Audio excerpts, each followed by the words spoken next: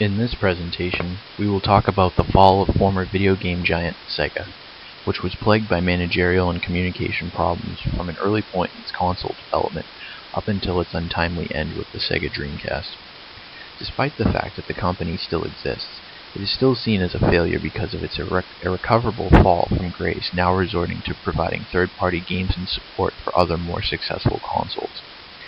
As the world is ever-changing, industries needs to stay innovative and educated in order to keep up with the changing times. This is especially true for technology companies. If technology-based companies do not stay educated with the latest and greatest technologies, or if they refuse to get with the times, then they are doomed for failure. Video game consoles are a part of this ever-changing technological world. There are several video game console providers that are no longer around because they could not keep up with the advances of their time. Certainly, there are several other reasons why companies in the technology industry fail. Through poor management, lack of communication, unmotivated project managers, and lax leadership, any company can fail. Here we discuss what happened to the Sega Corporation.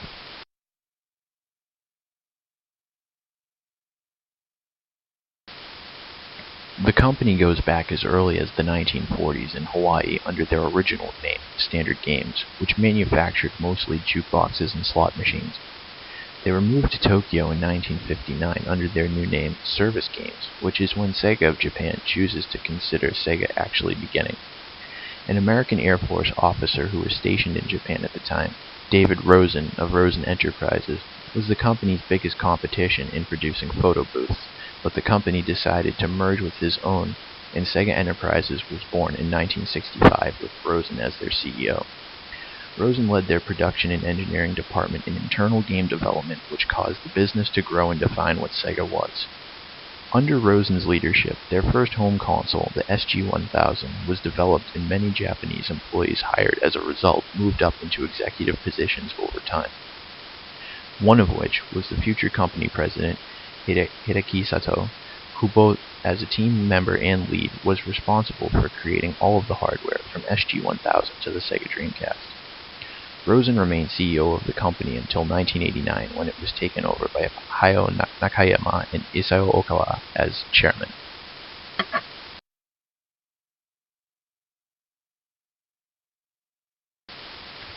Sega is most noted for the Sega Genesis, which was released in North America in 1989, the Sega Game Gear that was released in North America in 1991, the Sega Saturn that was released in North America in 1995, the Sega Dreamcast, which was released in North America in 1999, and their most iconic character mascot of the entire company, Sonic the Hedgehog, which was released in 1991. Sega Genesis is definitely Sega's most successful console product to date, whose total sales of all time actually outperformed Microsoft's first Xbox console. Like the rest of Sega's releases, however, sales were not consistent across all markets. Sega Master System performed better in Europe and South America, the Genesis in the US, and the Saturn in Japan. This was due in part to the managerial schism between American and Japanese branch offices. Each office had a different goal which depended on their individual markets, and they couldn't quite see eye to eye on things. As a result, the releases of these consoles were bungled and sales figures were spotty at best. The Sega Game Gear was Sega's foray into portable gaming, trying its best to beat out the already popular Nintendo Game Boy. Despite the fact that Game Gear had full color and a backlight, it was essentially just a portable Master System using the same hardware contained in a smaller battery-operated box. It failed to outperform Game Boy by 1/10 of the sales despite Game Boy's monochrome display and need for an external light to see the screen. Sega stopped supporting the Game Gear to focus on the Sega CD 32X and Saturn, which was also seen as a poor business move, and the release of Game Boy's Pocket's smaller size and need for less batteries was the death rattle for the Game Gear once and for all, despite it being a superior machine hardware and performance-wise. The Dreamcast was definitely Sega's most technologically advanced console to date, but due to the bad reputation they developed with the Saturn and other bad decisions, and the early release date to a market not quite ready to handle it, among other things, it was still a commercial failure despite the fact that it shouldn't have been, and will be further elaborated upon in the coming slides. Sonic was definitely a household name at the time and one of the most successful, if not the most successful game series to grace Sega's machines. However, His transition into free-range 3D worlds from traditional side-scrollers coupled with the character's trademark super speed did not translate as well, and with each iteration of Sonic game from that point forward after Nintendo took hold of the character now that Sega consoles were gone, only made things worse, and the character and games are now a mere shadow of their former selves.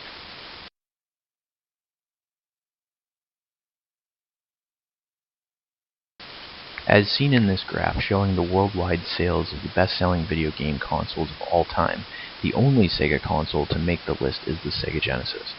All of Nintendo, Sony, and Microsoft consoles up to the date of this graph, except for Nintendo's GameCube, have made the list, while Sega's SG-1000, Master System, Sega CD, Saturn, 32X, and Dreamcast don't even make the cut.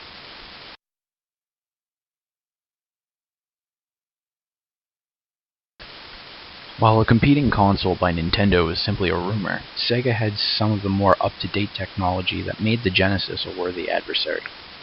Sega wanted to hold on to the backwards compatibility aspect used by the Master System to keep customers with older games, but also to provide a newer system with better graphics and capabilities to introduce to the new market. They wanted to make a memory access cycle more efficient with the graphic memory, so they separated the CPU into an audio and visual component rather than keeping them combined. This meant that the Zilog Z80 CPU that was initially the entire CPU for the console became relegated for audio only, and they decided to use a Motorola 68000 CPU as the primary for the whole console. They did this because it was cheaper and easier to deal with and program. 2 sound chips were used total, one for the arcade games and one to support the older backwards compatible games. As far as graphics go, something that separated from its predecessors was the ability to have multiple displays. It had both a vertical and a horizontal scrolling window, and sprites, which are graphical objects like characters and things, could be sized to fit the whole screen. Its graphics weren't as good as its arcade counterparts, but it was capable of shadowing and semi-transparency. They could have potentially made the graphical capabilities even stronger, but the circuitry would have been too big, slowing down production and raising costs. The history of the design process began in 1986 and took until about 1988 to complete. One of the more challenging aspects of the process was how to adopt the new Texas Instruments dual-port memory RAM spec into the console. Trying to understand how to make use of this memory datasheet that no one else had used before, but finally deciding on what specifications were needed, writing down any ideas or observations. The next challenge was trying to understand the design of the circuitry, which was unique to their project only and had no predecessors to reference. The senior team members were able to explain this to the team lead, and now was the time to figure out how to interlace video could display on common household televisions of the generation.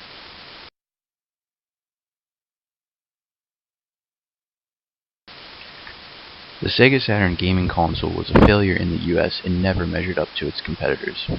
At the time, the Japanese division of Sega was at odds with the Western division of Sega, each office having different goals. The Sega Saturn and the 32X were launched almost simultaneously, which made Sega look like they did not stand behind their products. Sega Saturn was forced to have a surprise launch by the Japanese division, which upset their retailers and customers. With the Saturn and Dreamcast being 2 gaming consoles distributed by the Sega Corporation, both of which were complete failures, they did not both fail for the same reasons. In fact, both consoles failed essentially for completely different types of reasons. It is safe to say that both Sega Dreamcast and Sega Saturn did not fail solely because of a lack of communication, but it is also safe to say that there was lack of both internal and external communications in the launch of both of these consoles. The Sega Dreamcast is an example of a lack of mostly internal communications. While a huge money issue did not help the Sega Corporation, releasing a console with new and higher technology too early was another factor. Better internal communication between designers and management could have pushed the release date back to a time when the public would be ready for the higher technology of the Sega Dreamcast. The Sega Saturn, however, is a true example of a lack of both internal and external communications. The US and Japan were at each other's throats. This clearly means there was a huge lack of internal communications between Eastern and Western divisions. The lack of external communications came when Sega ran the surprise launch of Saturn. They baffled their retailers and set themselves up for ultimate failure. The retailers were not ready, and there were not enough games produced for the Saturn. They really dropped the external communication ball for the Sega Saturn.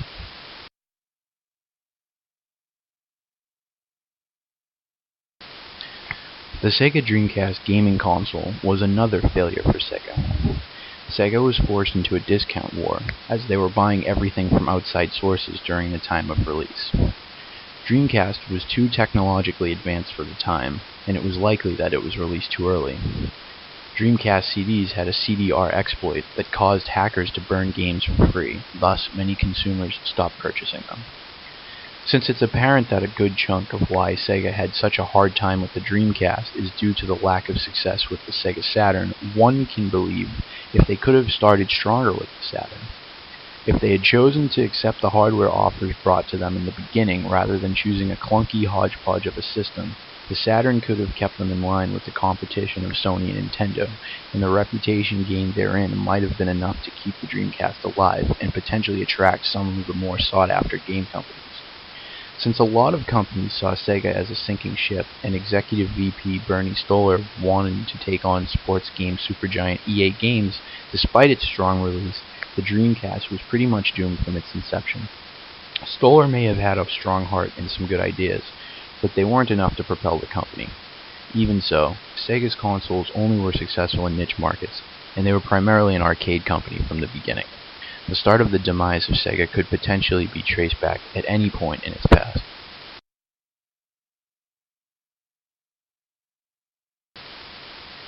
As the Sega Corporation became less of a household name, and as more of their gaming consoles failed to sell to their potential, net sales began to decline. With less funds coming in, Sega was forced to make cutbacks that required them spending more in other places. From a financial standpoint, looking at the first graph, from 1994 to 1998, net sales have not been consistent. 1994 saw the release of Sega Saturn, which would explain why the sales took a slight dip the following year given all the issues with the console illustrated in the aforementioned slides. However, sales seem to be consistently moving up from 1996 to 1997 before taking a huge dip in 1998. 1998 was essentially the nail in the coffin for the Sega Saturn, and this is about when the Saturn was abandoned in favor of working on the Dreamcast that was released in the US the following year. Since Saturn seemed to be more popular in Japan than in the US, given that it was largely Japanese consumers that took issue with Sega abandoning the Saturn, this can explain why sales went up steadily from 1996 to 1997, because the Japanese market was still interested in Sega Saturn for the most part. Another interesting note in the second graph is the fact that from 1998 on, sales for consumer products, amusement center operations, and amusement machines started to dip steadily. However, the exception to this was the sudden surge in consumer sales in 2000. This was largely due in part to the success of the Dreamcast, which had a strong start in the US and Europe late in 1999, and soldiered on until about 2001. Amusement machines and amusement center operations continued to fall despite Sega's primary successful market being arcades. From 2002 to 2004, each category had a different outcome. Amusement machine sales rose and fell slightly. Amusement center operations rose consistently, albeit in small doses, and consumer sales continued to drop roughly 20,000 yen from 2002 to 2003, and roughly another 5,000 yen the following year. The total amount of net sales took a steady, consistent hit during this period, thus statistically illustrating the end of Sega's golden age.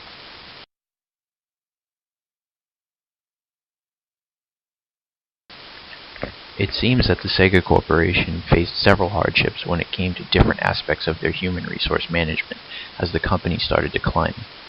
According to an EEOC press release from 2005, Sega of America was forced to pay out $600,000 in a settlement of an employee discrimination lawsuit. The EEOC lawsuit charged that Sega directed Spherion to terminate temporary employees placed at Sega's testing department. The EEOC asserted that 13 Filipino game testers were fired due to their national origin, and at the same time, 5 other testers fired in retaliation for their friendship with an employee who had threatened to file a complaint alleging preferential treatment of Filipino employees. Unfortunately, it does not seem to have ended there. According to Glassdoor reviews, multiple people speak of horrible business decisions, favoritism, racism, mistreatment, disrespect, and from one person, greed. Some examples of negative reviews posted claim that Sega focused on money over quality. Also, that management managed through instilling fear in their employees as well as threatening them. It was also said that one worker received no benefits. One former employee accused the Sega Corporation of being racist, saying that you were looked down upon if you were not Japanese. Clearly there were some issues when it came to Sega Corporation's human resource management. Although there were not so many recorded lawsuits, according to former employee testimony, there was huge potential for many more to occur. The main issues we noticed were problems with the Sega Corporation's equal opportunity employment. The lawsuit that the former Filipino employees won certainly made it clear that there were issues with EEO. Also, former employee testimonies pointed to issues here as well. There also appeared to be wage issues as pointed out by former employee testimonies. Although the Sega Corporation had several international offices, we do not believe this played any role in the poor human resource management provided. The closing of several of the Sega Corporation offices had to do with the decline of the company itself and not because of poor human resource management.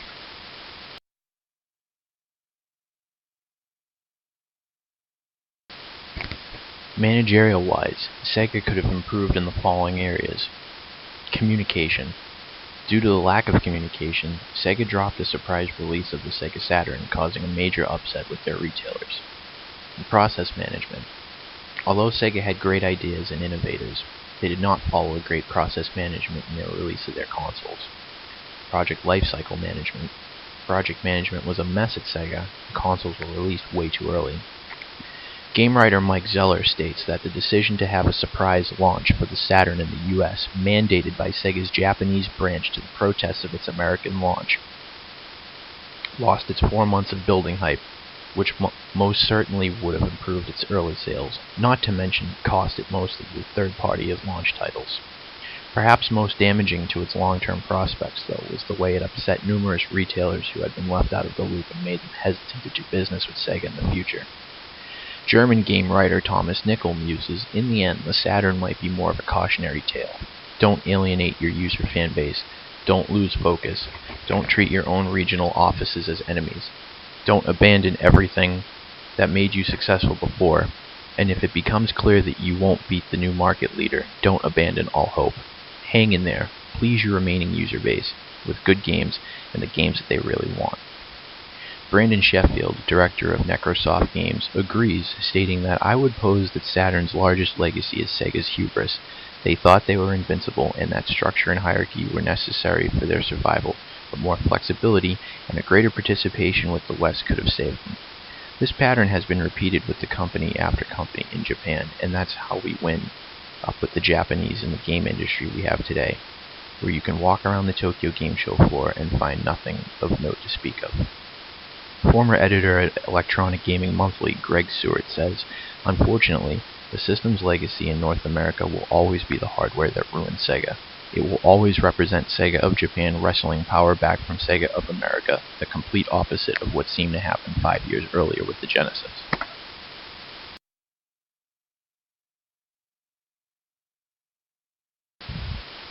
Leader of the Sonic team, Yuji Naka, was quoted as saying, I'm not sure how it is in the Western games industry, but Japanese games development is very small. So as a creator, once you've reached a certain point, you take on more of a managerial position and don't get to make games anymore. And I think that's why people like Mizuguchi-san and I go independent and set up a new company. In contrast to that, CEO of Sega appointed in 2004, Hajime Satomi, states, I feel that Sega has high individual capabilities, but it's too separated into different subsidiaries. Sega wasn't able to create an overall corporate strategy or a sense of uniformity because of that, which is a major reason behind the company's stagnation. Oguchi himself has been feeling the same way. It's about the time that we return back to the old structure of Sega. He also goes on to state that the past decade has left us with an extremely large number of tasks. As Sega's lackluster business results show, we have not exploited to the fullest of Sega's brand's potential. This is primarily because we have been unable to change Sega's corporate culture rapidly enough to keep up with changing needs. To continue growing, we have to solve such structural problems in existing business urgently. In accordance with Satomi's statement, Hiroshi Karaoka, Sega's creative officer at Arcade Research and Development, says, Sega has changed a lot over the years. From time to time, it undergoes quick dramatic change. I don't really have any time to worry much about what went on in the past. Sega is Sega and will always be Sega. I'm constantly looking forward to the future. Now Naoya Tsurumi, Sega Senior Vice President, says, Sega used to be an innovative company, consistently providing products ahead of its time. In recent years, however, I sense the company's innovative DNA has weakened. Fear of taking risks leads to missed business opportunities. Therefore, I want to return to our origins and establish a fertile corporate culture that encourages us to take on challenges without fear of failure. Toshihiro Naogishi, Sega's chief creative officer, agrees, saying that Sega's traditional image is of the young upstart that produces wildly out-there titles and doesn't seem too preoccupied with bottom-line profits. That's what you want the Sega logo to represent. Things that seem crazy at first, but really surprise you when they take form. I don't want to do away with the expectations that people have had for us since way back. It wouldn't seem right if Sega acted all firm and conservative, would it? I think I'd like to keep that. Finally, Haruki Satsumi, Sega Games CEO, says, We did our best to build a relationship of mutual trust with older fans of Sega, but looking back, there have been some titles that have partially betrayed that trust in the past 10 years. Sega in the 90s was known for its brand, but after that we've lost trust, and we were left with nothing but reputation. For this reason, we'd like to win back the customer's trust and become a brand once again.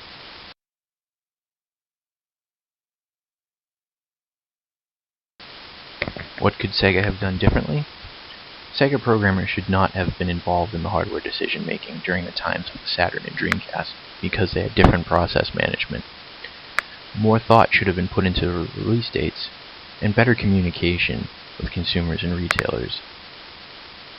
The leader of the design team responsible for their most successful console to date, the Sega Genesis, Masamiya Shikawa, noted that the software development process had improved by the time the Saturn was developed, allowing more input from others. The process of programmers having to reverse engineer a prototype program to make games is an interesting one. This was before the development of software development kits, which had code libraries and frameworks already in place to work within, so this shows how much more difficult programming and development was in those days. The process of involving software developers in the hardware decision-making process shows how much that had improved over time, since in those days the programmers had to grin and bear with what they had. However, it was around the time that input was allowed is when Sega started to tank with the Saturn and the Dreamcast respectively.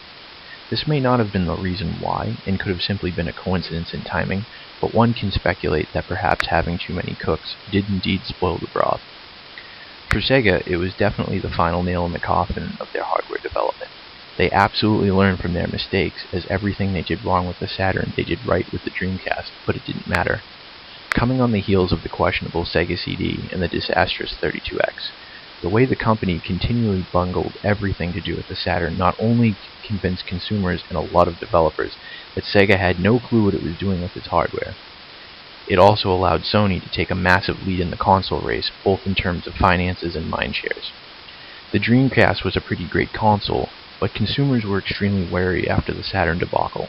And besides, why would they want to take a risk on Sega when they had the surefire hit PlayStation 2 coming out just 6 months later? Ultimately, Sega's internal bickering undid not only the Saturn, but their hardware future as well.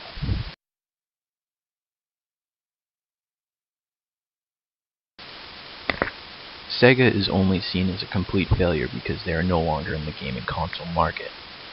Sega also did have a good run for a while with the Genesis and Sonic the Hedgehog. Sega could have prevented the failures it did have by invoking better managerial skills and having better relationships between Western and Eastern divisions. The Sega Corporation did not fail in every managerial aspect. Clearly, from the rest of the analysis, it can be seen that Sega Corporation saw a huge decrease in finances from their failures. Also, their process management, project lifecycle management, marketing, communication, and leadership also caused them to fail.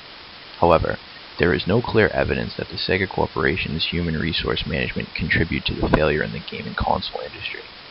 The Sega Corporation lost so much in finances and thus eventually failed for several specific reasons.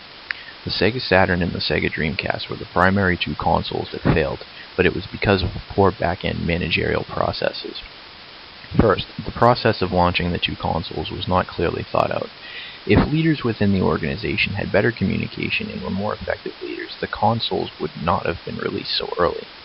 This also ties into the project lifecycle management and marketing.